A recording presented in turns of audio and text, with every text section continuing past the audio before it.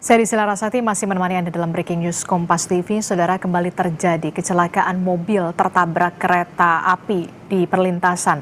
5 orang meninggal dunia, mobil tertabrak kereta api jarak jauh yakni Argo Bromo Anggrek. Kereta yang juga terlibat kecelakaan di dekat stasiun Bekasi Timur pada Senin lalu.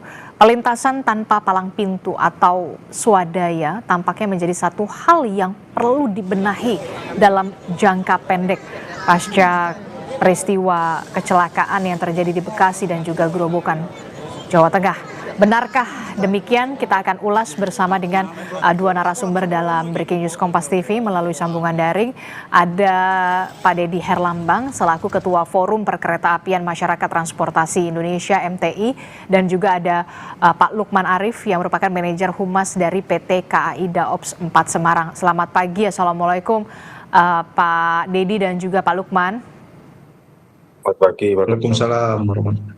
Ya, saya ingin bertanya dulu ke Pak Lukman. Pak Lukman, jadi krononya seperti apa, kronologinya terkait dengan kecelakaan yang melibatkan kereta api jarak jauh Argo Bromo Anggrek, kereta yang jenisnya sama pada saat peristiwa kecelakaan yang terjadi di Bekasi Timur kurang dari sepekan yang lalu. Terima kasih Mbak Disti atas kesempatannya. Pertama kami prihatin dan menyayangkan atas kejadian tersebut ya. Dan juga kami mengucapkan berduka pada para keluarga korban yang ditinggal imbas adanya kejadian temperan kereta api di stasiun Karenan pada kemarin dini hari, tepatnya pada pukul 02.52. Dan info terbaru memang tadi ada satu lagi korban yang bertambah tadi. Dan kami pastikan bahwa operasional perjalanan kereta api sejak dini hari kemarin, sejak kejadian sampai saat ini nggak ada gangguan. Semua berjalan di perjalanan kereta api adalah di perlintasan bidang, baik yang terjaga apalagi yang tidak terjaga. Kunci dari kita supaya bisa selamat dan terhindar dari laka ketika melintasi perlintasan bidang tersebut adalah patuh pada aturan. Di perlintasan yang terjaga apabila dijaga, di situ sudah ada tersedia rambu-rambu lalu lintas dan itu harus dipatuhi oleh pengguna jalan raya. Ketika akan melintasi perlintasan bidang, apalagi yang tidak terjaga, idealnya berhenti, tengok kanan kiri, ketika tidak aman baru melanjutkan melintasi jalur tersebut. Dengan pola tersebut, niscaya kita akan terhindar dari laka di perlintasan bidang. Itu upaya yang bisa kita lakukan sebagai masyarakat ataupun pengendara jalan raya ketika akan melintas di perlintasan bidang. Itu idealnya. Idealnya lagi apabila perlintasan tersebut sudah tidak ada lagi yang sebidang, dalam artian sudah dibangun flyover ataupun bebas sehingga terhindar dari yang sebidang atau perlintasan langsung tadi. Oke, jadi dari keterangan masinis memang betul perlintasan pada saat peristiwa kecelakaan tersebut memang tidak dijaga ya oleh masyarakat karena memang informasinya penjagaan itu dijaga oleh masyarakat atau warga sekitar itu sampai pukul 12 malam saja. Ya, aturan sudah jelas ya, kewenangan untuk pengelolaan dan juga pengamanan pengendara jalan jika melintas perlintasan bidang memang di pemerintah daerah, bergantung kelas jalan yang melintas di jalur kereta api. Itu memang butuh perhatian lebih dari pemerintah daerah supaya nggak terulang lagi kejadian yang di hari kemarin. Yang bisa kita lakukan saat ini sebagai masyarakat ataupun pengguna jalan raya adalah disiplin dan patuh rambu lalu lintas ketika berkendara, apalagi melintas perlintasan bidang. Idealnya memang seperti saya bilang tadi, tidak ada lagi perlintasan yang potongan langsung antara jalan raya dan jalur kereta api. Itu kan butuh proses dan itu tidak butuh waktu yang enggak bentar dan pasti ada tahapan yang harus dilewati. Nah, saat ini yang bisa kita lakukan adalah disiplin berlalu lintas. Itu mungkin sebagai masyarakat yang harus kita lakukan itu. Oke, terkait dengan jadwal kereta api untuk di Daops tempat Anda bekerja saat ini begitu ya, tidak ada kendala atau ada jadwal keberangkatan yang kemudian terpaksa ditunda pasca? Kami pastikan setelah kejadian tersebut hingga saat ini atau 1 hari sesudah ada kejadian kemarin tidak ada gangguan operasional perjalanan kereta api, semua berjalan dengan normal dan sesuai jadwal yang telah ditentukan. Oke, Oke, baik. Saya mau ke Pak Dedi. Pak Dedi, kalau kita lihat insiden ini kan berdekatan sekali ya waktunya begitu ya. Eh, Pada saat di Bekasi Timur, kita tahu kereta rel listrik KRL komuter Line sedang berada di stasiun Bekasi Timur, kemudian ditabrak oleh kereta api Argo Bromo Anggrek begitu yang merenggut ada 16 nyawa meninggal dunia begitu ya. Kemudian kurang dari sepekan di Gerobokan juga terjadi hal yang hampir mirip begitu ya, walaupun kalau melihat kasusnya ini ada sedikit perbedaan, ini di pelintasan sebidang begitu ya, yang merenggut ada 5 orang meninggal dunia. Pelintasan sebidang ini swadaya dari masyarakat, tidak dijaga oleh PT KAI begitu ya, dijaga oleh masyarakat setempat. Pada saat kejadian tidak ada warga yang tengah berjaga karena peristiwa terjadi pada pukul 3 dini hari. Apa yang menjadi catatan kritis Anda, Pak Dedi? Oke, baik. Sebenarnya kita tetap prihatin ya sejak kejadian Senin tanggal 27 itu di Bekasi Timur di pelintasan Jalan Ampera itu kan sudah efek domino sedemikian rupa sehingga menjadi catatan kritis juga. Tetapi sense of crisis kita itu sebenarnya tidak hanya itu saja ya. Jadi perlu manajemen risiko juga di perlintasan karena itulah salah satu pelintasan yang melibatkan adanya 3 undang-undang, undang-undang kereta api sendiri, lalu juga ada undang-undang lalu lintas angkutan jalan dan juga ada undang-undang jalan sendiri. Dalam ini apa juga dikelola oleh Bina Marga, sehingga memang masalah ini juga rumit dan hukumnya di sana juga multi sektor gitu ya. Jadi setelah Senin kemarin kita juga perhatiin sebenarnya di Jawa Timur pun juga ada ketempat juga truk juga, tapi truk kalau di Bekasi Timur tuh taksi, kalau di Jawa Timur itu dengan Do Express itu juga ditabrak oleh kereta Do Express juga truk juga kasusnya sama mogok. Nah, kalau yang di Gerobokan ini ini sepertinya memang ada miss juga. Jadi karena juga driver atau sopir yang mengendarai mobil itu berharap ini ada palang pintu, mungkin juga ada petugas. Karena mungkin tidak ada petugas dan juga tidak ditutup, mobil ini langsung melewat tanpa mengindahkan aturan lalu lintas kanan kiri. Misalnya dia melihat kanan kiri langsung terabas. Itulah yang sebenarnya ini juga masalah attitude pengemudi kita juga ya. Karena ada asumsi bahwa pelintasan bila tidak ditutup itu aman. Padahal juga itu sudah siap pakai juga bahwa perlintasan sebidang yang resmi pun itu juga masih banyak tanpa palang pintu. Pakai yang itu. Jadi memang perlu digarisbawahi untuk perlu juga edukasi dan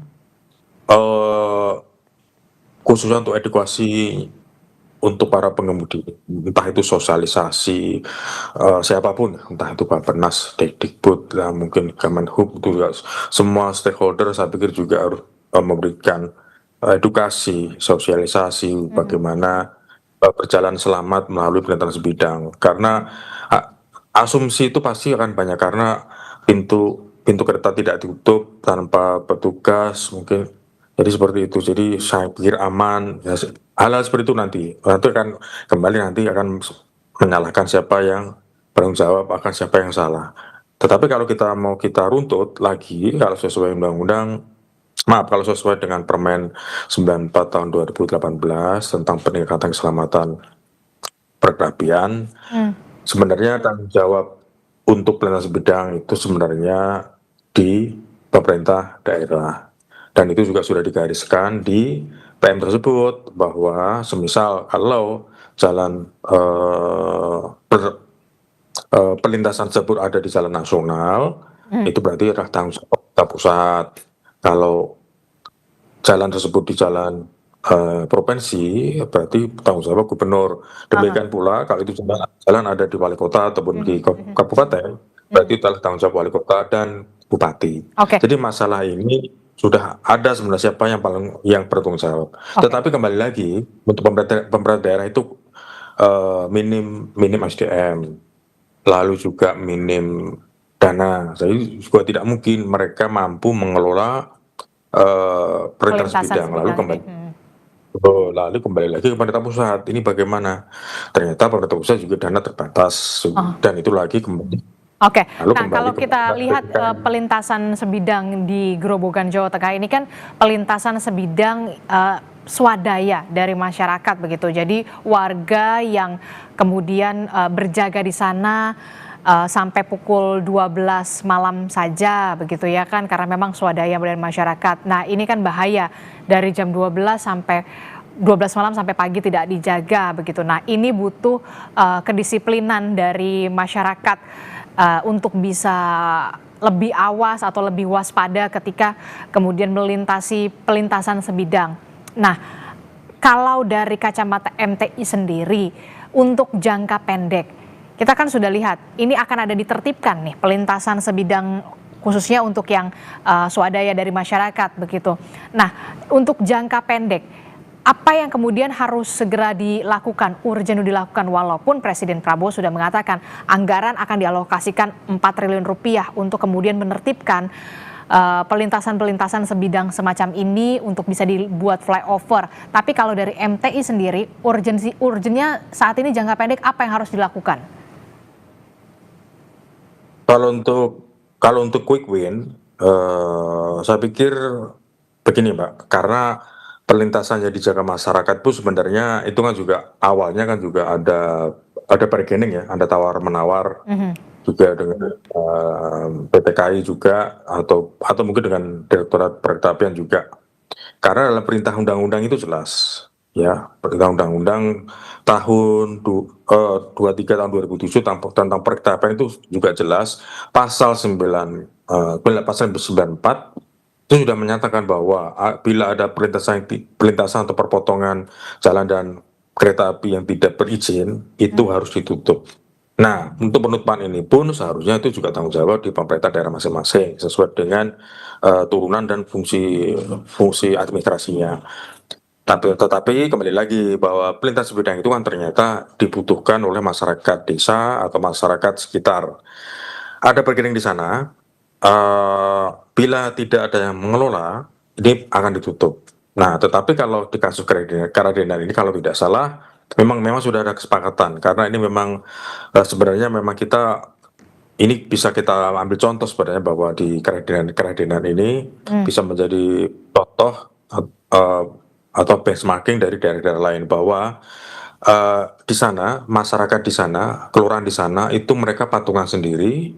Kelurahan sana patungan sendiri membuat pintu darurat, palang pintu yang sederhana, simple. Mereka patungan untuk menggaji mereka yang berjaga di sana. Itu sebenarnya kita mau inginkan jadi contoh. Jadi inilah contoh yang positif. Jadi jangan semena-mena lalu membuat perintah bidang tidak diurus, tidak dikelola. Lalu kalau ada salah menyalahkan pemerintah, kenapa tidak dibuat palang pintu? Saya pikir untuk membuat palang pintu juga tidak sesimpel itu, tentu juga ada hitungannya ya, bagaimana volume keretanya, bagaimana volume kendaraannya, LHR-nya berapa. Jadi tidak semua perlintasan bidang juga harus dibuat tidak sebidang, flyover atau underpass, tapi itu ada hitungannya.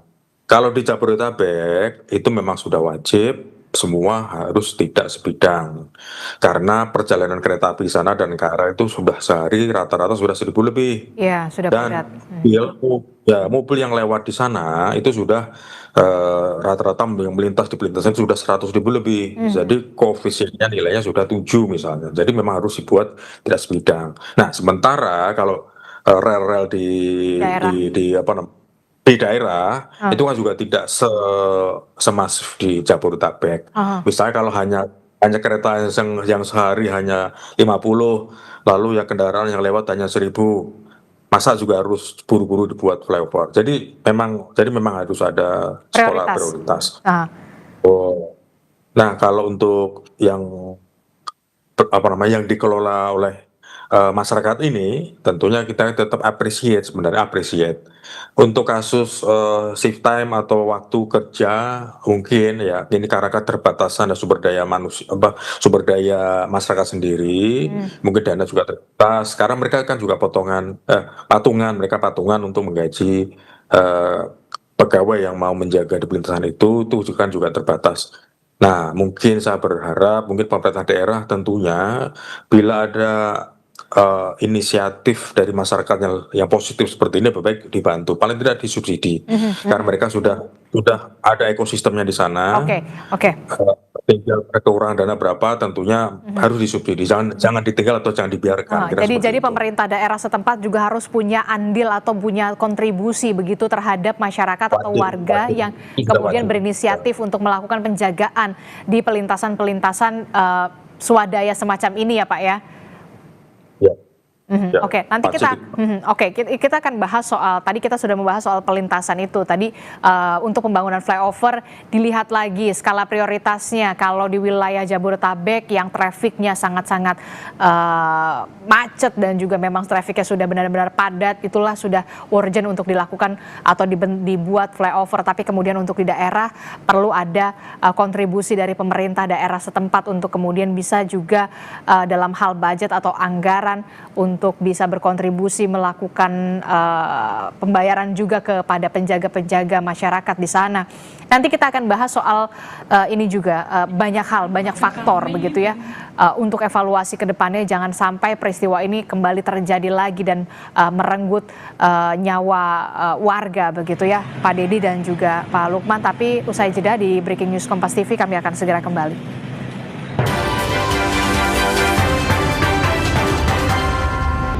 Terima kasih Anda masih bersama kami dalam Breaking News Kompas TV. Saudara, bertambahnya korban meninggal kecelakaan mobil yang tertabrak kereta api jarak jauh Argo Bromo Anggrek dikonfirmasi oleh Rumah Sakit Islam Sultan Agung Semarang. RSI Sultan Agung menerima rujukan korban dari RSUD Purwodadi akibat cedera kepala berat, namun akhirnya dinyatakan meninggal dunia, saudara.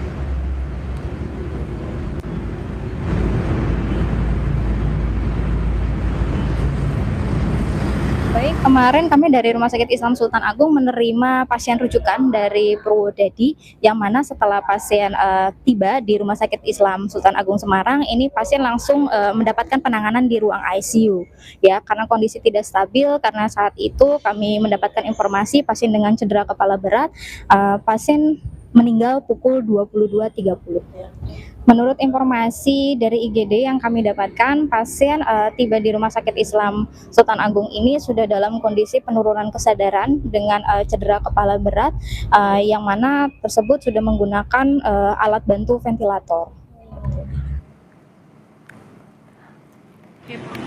Terima kasih Pak.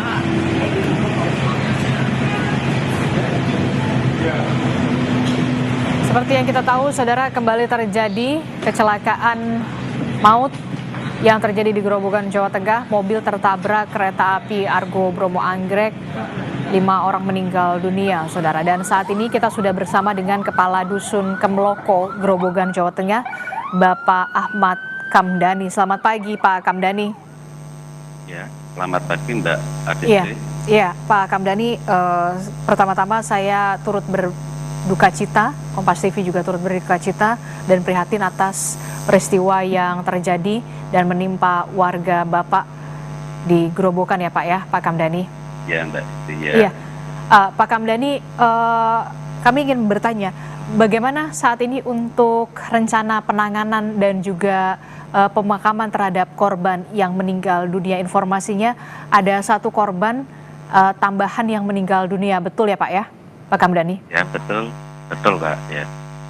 Ya, jadi rencananya akan dimakamkan pukul berapa Pak, jam berapa dan di mana? Untuk korban yang pertama, yang 4 orang sudah dimakamkan Jumat malam. Untuk yang 1 korban yang menyusul atas nama Indah Setiawati dimakamkan pagi ini jam 10 rencana. Di TPU atau di tempat pemakaman umum tempat pemakaman keluarga atau bagaimana Pak? Ya di TPU Mbak. Oke, ini berarti satu mobil ini semuanya satu keluarga ya Pak? Siapa saja Pak hubungan kerabatnya Pak yang untuk korban meninggal dunia Pak? Untuk korban meninggal dunia, yang untuk 2 orang termasuk besan, untuk 1 orang itu cucu, untuk 1 orang menantu, untuk 1 orang anak supir minibus Avanza. Oke, baik. Jadi untuk korban meninggal dunia ini masih satu keluarga ya Bapak ya. Untuk 4, Ya, satu keluarga. Kami ingin kembali konfirmasi korban selamat, total ada 4 korban selamat ya Pak ya? Dalam peristiwa benar. kecelakaan ini Pak? Benar Kak, ya. Siapa saja korban selamat dalam peristiwa ini Pak? Untuk 4 orang itu korban dari besan yang dari Godong, Mbak. 1 korban yang meninggal dunia itu 1 menantu, 1 cucu, 2 orang besan. Kalau untuk yang korban selamat Pak? Untuk korban selamat itu termasuk ya ada paman, 4 orang termasuk paman, ada bibi juga, keponakan. Oke, untuk 4 korban yang selamat berarti informasinya sudah dibawa kembali ke rumah masing-masing ya Pak ya? Sudah tidak menjalani perawatan lagi di rumah sakit. Bagaimana kondisi untuk korban yang selamat saat ini Pak? Ya, alhamdulillah sudah mulai membaik, sementara bisa rawat jalan Mbak Adisti. Ada cedera, patah tulang atau kemudian lebam-lebam kondisinya Pak untuk korban selamat? Korban selamat ya sementara ya luka-luka ringan Kak Adisti, nggak ada yang luka berat. Oke, untuk 4 korban selamat sudah dibawa kembali ke rumah, begitu menjalani rawat jalan. Apakah sudah bisa diajak berkomunikasi untuk bercerita bagaimana soal peristiwa kronologinya, bagaimana apakah mobil saat itu melaju kencang atau kemudian seperti informasinya terjadi kabut sehingga supir tidak terlalu jelas melihat pandangan. Bagaimana Pak informasinya? Ya, untuk informasi sekarang dari supir yang bersangkutan minibus Avanza itu ya memang saat itu dini hari itu kabut tebal Mbak, jarak pandang sekitar cuman kurang lebih 10 meter saja. Jadi mungkin keadaan alam tersebut yang bisa mengakibatkan kecelakaan. Oke, jadi memang pada saat kejadian tersebut memang ada kabut tebal ya Pak ya, pada Ya, saat benar, ingin melintas di perlintasan tersebut hingga menghalangi pandangan dari sopir dan juga penumpang lainnya untuk bisa melihat bagaimana kondisi rel kereta ya Pak ya? Ya benar Mbak Adisti ya. Oke, termasuk juga penerangan di sana juga kurang ya Pak? Karena memang kejadian kalau tidak salah hampir pukul 3 pagi ya Pak? Iya, kurang tepatnya itu jam 2.50 ya, bener. Ya, kurang penerangan Mbak Adisti ya.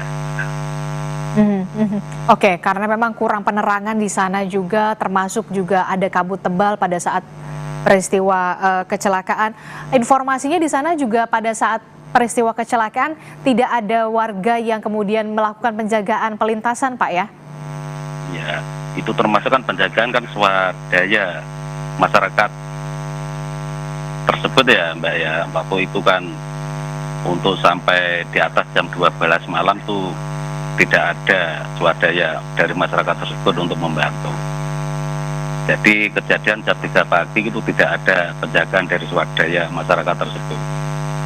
Oke, jadi kalau selepas jam 12 malam itu memang pelintasan tidak dijaga oleh warga karena penjagaan sampai pukul 12 malam saja ya Pak ya? Iya Mbak Adisti ya. Selama ini Pak yang diketahui oleh Bapak dan juga warga daerah-daerah lain yang punya pelintasan semacam ini dari swadaya masyarakat untuk relawan yang kemudian menjaga pelintasan ini untuk pembayaran gajinya ini murni dari patungan warga atau ada kontribusi juga Pak selama ini dari pemerintah daerah setempat Pak? Ya, setahu saya tuh ya patungan dari warga setempat, Mbak. Begitu.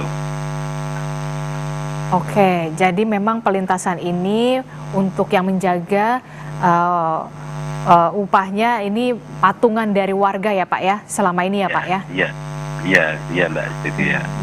Harapannya Pak ke depan seperti apa Pak? Jangan sampai kemudian peristiwa ini terjadi lagi. Tentu kita tidak berharap peristiwa semacam ini terjadi lagi. Termasuk juga kontribusi dari pemerintah daerah setempat. Jika memang ada pelintasan swadaya semacam ini, kontribusinya juga dari pemerintah daerah setempat yang turut juga harus bertanggung jawab Pak.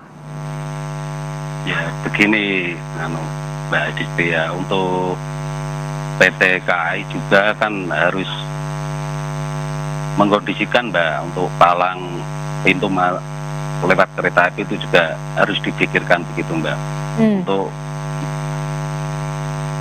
menjadi supaya tidak sering terjadi kecelakaan gitu Mbak. Oke, jadi ini juga harus menjadi perhatian khusus ya Pak, demi keselamatan bersama ya Pak ya? Ya begitu Mbak, itu kan ada palang kereta apinya Mbak ya. Oke, jadi diharapkan juga ada palang pintu kereta apinya ya Pak ya, termasuk juga kontribusi dari pemerintah daerah setempat untuk memberikan perhatian supaya keselamatan yang diutamakan ya Bapak ya. Iya Mbak ya. Baik Pak, terima kasih Kepala Dusun Kemeloko Grobogan Pak Ahmad Kamdani telah bergabung bersama kami. Sekali lagi kami mengucapkan turut berbelasungkawa, turut berduka cita atas apa yang terjadi di peristiwa kecelakaan maut yang kita tahu merenggut ada 5 orang meninggal dunia. Terima kasih Pak, sehat selalu. Assalamualaikum. Sama-sama Mbak, terima kasih ya. Saudara, kita tahu mobil tertabrak kereta api Argo Bromo Anggrek di Grobogan, Jawa Tengah yang merenggut ada 5 orang meninggal dunia, saudara. Dan peristiwa terjadi di Grobogan ini tak lama setelah adanya peristiwa kecelakaan maut yang terjadi antara kereta Argo Bromo Anggrek yang menabrak kereta rel listrik komuter lain di stasiun Bekasi Timur, saudara. Apa yang kemudian harus menjadi perhatian khusus, apalagi Presiden Prabowo Subianto secara khusus merespon atau memberikan perhatian. Salah satunya adalah mengalokasikan anggaran sebesar 4 triliun rupiah untuk melakukan penertiban dan membuat flyover di pelintasan sebidang yang punya traffic arus lalu lintas yang cukup padat, begitu, salah satunya di wilayah Jabodetabek.